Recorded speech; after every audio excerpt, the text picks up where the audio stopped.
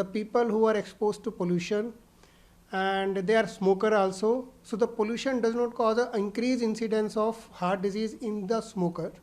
Obviously, because the smokers are already affected by the pollutants. With this smog around, uh, chances of pneumonia and other infections are also increasing, and many cases of pneumonia are coming to us. Constant or chronic exposure to air pollution can lead to COPDs also, and increased exposure to air pollution can even lead to lung cancer. As we are aware that air pollution is major because of two particles. One we call 2.5 and other we can call PM10. So it is basically PM 2.5 and nitric oxide, which are very small, and then they travel all the way to the inside airways of our lungs, and then they get absorbed in the blood. So it is there which they cause main damage.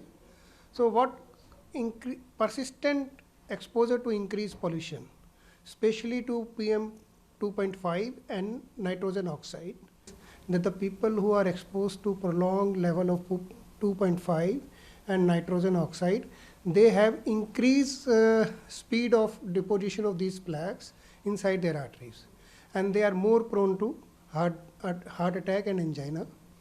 And you can relate it to that basically the effects are same as to the smoker.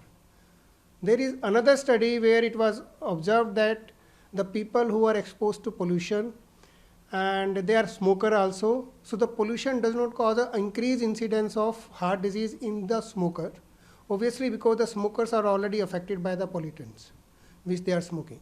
With this smog which comes into the picture, all type of respiratory problems are on an increase. Whether we say those people who in the past also were suffering from breathing issues like asthma, bronchitis, their symptoms are increasing.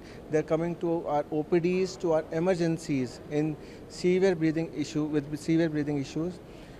Apart from that, even people who were never having any issues are having lot of problems like runny nose, lot of sneezing, nose block, throat irritation, constant persistent cough, and even breathing difficulties. And I would also like to add that with this smog around, chances of pneumonia and other infections are also increasing, and many cases of pneumonia are coming to us.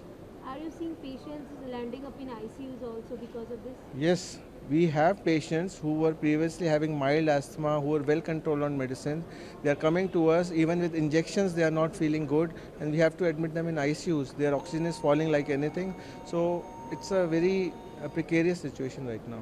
We have seen an increase in the number of outpatients who have been coming to us with increased itching of the eyes or throat itching and running nose, nose block, and breathlessness. What is important is the cough is not stopping, the breathlessness is increasing, and the wheezing is increasing.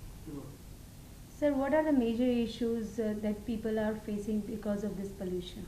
So the major issues that we have seen is the increased number of outpatients who have been coming to us with increased cough with sputum productions, increased breathlessness, increased wheezing, especially those patients who have never had these symptoms before.